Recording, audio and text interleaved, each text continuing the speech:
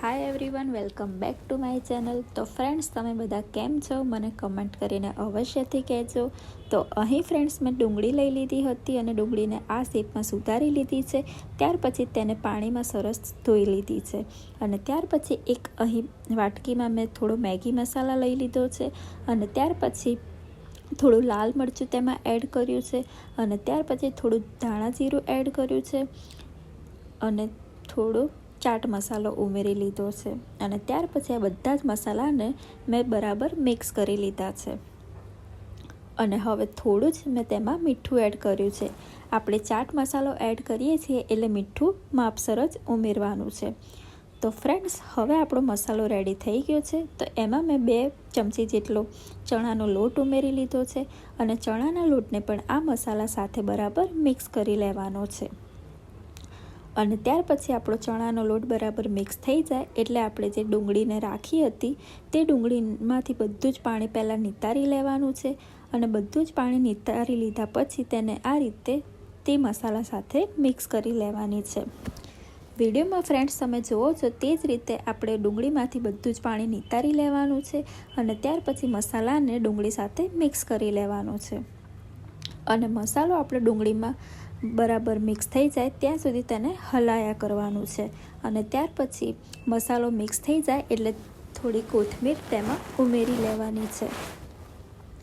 તો ફ્રેન્ડ્સ, આ રેસીપી બહુ જલ્દી બની જાય છે અને આ રેસીપી તમારે ગમે ત્યારે કોઈ મહેમાન આવ્યા હોય કે કંઈ પણ ખાવાની ઈચ્છા થઈ હોય ત્યારે આ રેસીપીથી તમે પરોઠા બનાવી શકો છો. તો ફ્રેન્ડ્સ, આપણી આ રેસીપી લચ્છા પરોઠાની છે અને આ રેસીપીથી તમે લચ્છા પરોઠા અવશ્ય બનાવજો અને આ રેસીપીથી લચ્છા પરોઠા તો ફટાફટ બની જાય છે. તો ફ્રેન્ડ્સ, હવે આપણો મસાલો રેડી થઈ ગયો છે. તો મેં અહીં લોટ બાંધેલો હતો તેમાંથી એક લુવો લઈ લીધો છે અને આ રીતે રોટલી પહેલાં વણી લેવાની છે. રોટલી આપણે બહુ જાડી નથી વણવાની, રોટલી આપણે એકદમ પતલી જ વણવાની છે અને સૌપ્રથમ આપણે રોટલીને આ રીતે મોટી વણી લેવાની છે અને જે રીતે રોટલી આપણે વણતા હોઈએ છીએ તે જ રીતે આપણે રોટલીને વણી લેવાની છે અને ત્યાર પછી ફ્રેન્ડ્સ, હવે આપણી એક રોટલી વણાઈ ગઈ છે તો મેં તે રોટલીને એક ડીશમાં લઈ લીધી છે અને જે રીતે આપણે આ પહેલી રોટલી વણી હતી તે જ રીતે ફ્રેન્ડ્સ આપણે બીજી રોટલી પણ વણી લેવાની છે. આ રોટલી પણ બહુ જાડી નથી રાખવાની, પતલી જ રાખી લેવાની છે. તો ફ્રેન્ડ્સ, આ રોટલી પણ હવે આપણી સરસ મજાની થઈ ગઈ છે તૈયાર. તો હવે આપણે જે મસાલો ડુંગળીનો રેડી કર્યો હતો તે મસાલો આ રોટલીમાં એડ કરી દેવાનો છે.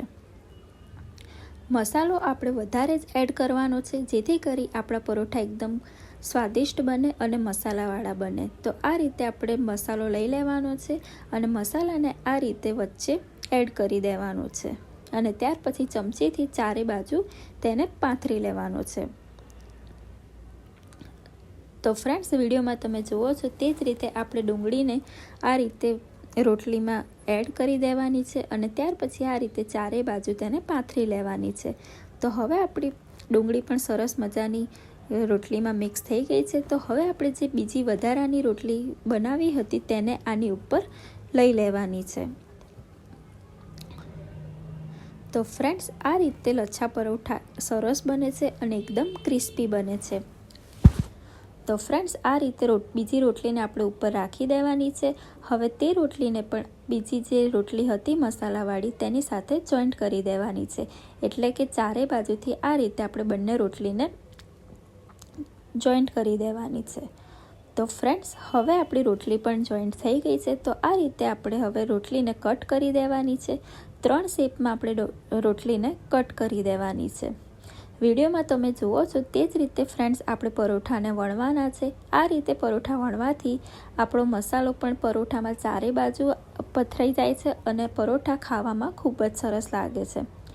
તો હવે મેં રોટલીને પણ કટ કરી લીધી છે. હવે રોટલીનું જે આપણે 3 પીસ કર્યા હતા તેમાંથી આ રીતે 3 પીસ અલગ કરી દેવાના છે અને બધા જ પીસને આ રીતે ગોળ રોલ બનાવી દેવાનો છે. ત્યાર પછી રોલને આ રીતે દબાવી લેવાનો છે. હવે આ રીતે આપણે 3 રોલને બનાવી લેવાના છે અને ત્યાર પછી આપણે લચ્છા પરોઠાને વણી લેવાના છે. તો અહીં મેં પરોઠાને આ રીતે પહેલાં કટ કરી લીધા, ત્યાર પછી તેનો રોલ વાળી લીધો અને ત્યાર પછી ફ્રેન્ડ્સ રોલને આ રીતે દબાવી લીધો હતો. તો હવે આપણે લચ્છા પરોઠાને કઈ રીતે વણવાના છે તે પણ જોઈ લઈએ.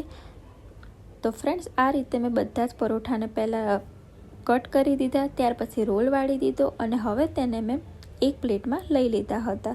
તો ફ્રેન્ડ્સ ચાલો હવે આપણે લચ્છા પરોઠાને કઈ રીતે વણવાના હોય છે તે પણ જોઈ લઈએ. તો તેના માટે મેં અહીં થોડો કોરો લોટ લીધો હતો, તેમાં જે આપણે લુવા તૈયાર કર્યા હતા તેને આ રીતે લોટવાળા કરી દેવાના છે અને ત્યાર પછી હલકા જ હાથે આપણે પરોઠાને વણી લેવાના છે. પહેલાં થોડી વચ્ચે સાઈડથી વણી લેવાના છે, ત્યાર પછી પરોઠાને ચારે બાજુથી વણી લેવાના છે. જ્યાં સુધી આપણે પરોઠા વણીએ છીએ ત્યાં સુધી આપણે લોઢીને ગરમ થવા રાખી દેવાની છે અને જેથી કરી લોઢી આપણી ગરમ થઈ જાય ત્યાં સુધી આપણા પરોઠા પણ વણીને તૈયાર થઈ જાય. તો અહીં ફ્રેન્ડ્સ અહીં મેં થોડો કોરો લોટ લઈ લીધો છે અને આ રીતે લોટ લગાડીને પરોઠાને વણી લેવાના છે. હવે આપણે આ પરોઠાને બહુ પતલા નથી કરવાના, આપણે માપસર જ તેને પતલા કરવાના છે. તો ફ્રેન્ડ્સ આપણો લચ્છા પરાઠો પણ સરસ મજાનો વણાઈ ગયો છે. તો હવે આપણે તેને શેકી લેવાનો છે. તો ફ્રેન્ડ્સ લચ્છા પરાઠા વણવામાં જેટલા સહેલા હતા તેટલા શેકવામાં પણ સાવ સહેલા જ છે. તો ફ્રેન્ડ્સ અહીં મેં લચ્છા પરોઠાને પહેલાં એક સાઈડ બરાબર લોઢીમાં શેકી લીધો છે, ત્યાર પછી આપણે પરોઠાને બીજી સાઈડ ફેરવી લેવાનો છે અને તેની ઉપર જે આપણો ભાગ શેકાઈ ગયેલો હતો તેની ઉપર આપણે ઘી લગાવી દેવાનું છે. ઘીની જગ્યાએ તમે તેલ પણ લગાવી શકો છો. તેલ લગાવવાથી પણ આ પરોઠા એકદમ ક્રિસ્પી બને છે અને સ્વાદિષ્ટ બને છે. તો આ રીતે ઘી લગાવી દીધા પછી આપણે પરોઠાને ફરીથી જે સાઈડમાં હતો તે સાઈડમાં ફેરવી લેવાનો છે. ચારે બાજુ આપણે ઘીને ખાસ કરીને લગાવી દેવાનું છે જેથી કરી આપણા પરોઠા એકદમ ક્રિસ્પી બની જાય. તો હવે એકદમ ગેસ ધીમો કરી દેવાનો છે અને પરોઠાને બીજી સાઈડ ફેરવી લેવાનો છે. તો ફ્રેન્ડ્સ તમે જોઈ શકો છો કે આપણા પરોઠા કેવા સરસ લાગે છે અને હવે બીજી સાઈડ પણ આ જ રીતે આપણે ઘી લગાવી દેવાનું છે અને બંને સાઈડ ધીમા ગેસે પરોઠાને શેકી લેવાનો છે. તો ફ્રેન્ડ્સ આપણો સરસ મજાનો લચ્છા પરાઠો તૈયાર થઈ ગયો છે. આ પરાઠો મારા પપ્પા જ્યારે ઘરે આવ્યા હતા તો તેમને બહુ જ ભૂખ લાગી હતી, તો ત્યારે મેં આ પરાઠો ફટાફટ બનાવી લીધો હતો. તો આ પરાઠો ખાઈને મારા પપ્પાને પણ ખૂબ જ મજા આવી હતી અને આ પરાઠો ખાવામાં પણ એકદમ ક્રિસ્પી હોય છે અને ફટાફટ બની જાય છે. આ પરાઠો ઘરમાં નાનાથી લઈ મોટાને સૌ કોઈને બહુ જ ગમે છે. તો ફ્રેન્ડ્સ આપણો લચ્છા પરાઠો તૈયાર થઈ ગયો છે. હવે આ પરાઠાને આપણે દહીં કે કોઈ પણ ચટણી સાથે લઈ લઈશું અને આ પરાઠો ખાઈ લઈશું. તો ફ્રેન્ડ્સ આપણા પરોઠા સરસ મજાના તૈયાર થઈ ગયા છે અને આ પરોઠા અંદર અને બહાર બંને સાઈડ એકદમ મસાલાવાળા બને છે અને આ પરોઠા ચારે બાજુ એક જ માપસર મસાલાવાળા બને છે. તો ફ્રેન્ડ્સ આ લચ્છા પરાઠાની રેસીપી તમને કેવી લાગી તે મને કમેન્ટ કરીને અવશ્યથી કહેજો અને આ રેસીપી જો તમને ગમી હોય તો વિડીયોને લાઇક, શેર, કમેન્ટ કરી દેજો અને મારી ચેનલને સબસ્ક્રાઈબ કરવાનું ના ભૂલતા. Thank you.